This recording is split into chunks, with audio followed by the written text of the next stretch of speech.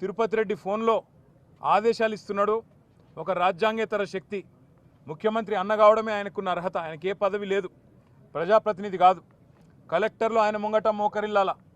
ఇవాళ అధికారులు మొత్తం ఆర్డీఓలు పోలీసోళ్ళు ఆయన చెప్పినట్టు ఆడాల. కొడంగల్కు ఆయన చక్రవర్తి రారాజు. రేవంత్ రెడ్డి కాదు, అక్కడ రేవంత్ రెడ్డిది ఏం చెల్లదట, తిరుపతి రెడ్డిదే నడుస్తుందట. ఆ తిరుపతి రెడ్డి శిష్యుడు శేఖరు మండల కాంగ్రెస్ పార్టీ ప్రెసిడెంట్. ఈ 70 మందిని తీసుకపోతే 2 డీసీఎంలు ఎక్కించి తీసుకపోతే అందులో ఎవరెవరు బీఆర్ఎస్ వాళ్ళు వాళ్ళను మాత్రమే ఇవాళ 21 మందిని రిమాండ్కు పంపినారు. మిగతా వాళ్ళందరినీ ఇంటికి పంపినారు. అలా కాంగ్రెస్ వాళ్ళు దాడి చేసిన వాళ్ళల్లో ఇప్పుడు నేను చెప్పిన పేర్లు ఉన్నాయి, వీడియోలో కనబడతారు, మీరు చూడండి. వాళ్ళని మాత్రం ఇంటికి పంపి ఎవరెవరైతే బీఆర్ఎస్ వాళ్ళో వాళ్ళనే పెట్టండి జైల్లో అని చెప్పి ఈ దాడి మొత్తం బీఆర్ఎస్ వాళ్ళే చేయించిండ్రు. ఈ దాడి మొత్తం రాజకీయ దాడి, ప్రజలు చేసింది కాదు అనే ఒక కుట్ర ప్రభుత్వం చేస్తున్నది. అనుముల రేవంత్ రెడ్డి చేస్తున్నాడు, ఆయన అన్న అనుముల తిరుపతి రెడ్డి ఆ మండల కాంగ్రెస్ పార్టీ అధ్యక్షుడు చేస్తూ ఉన్నాడు.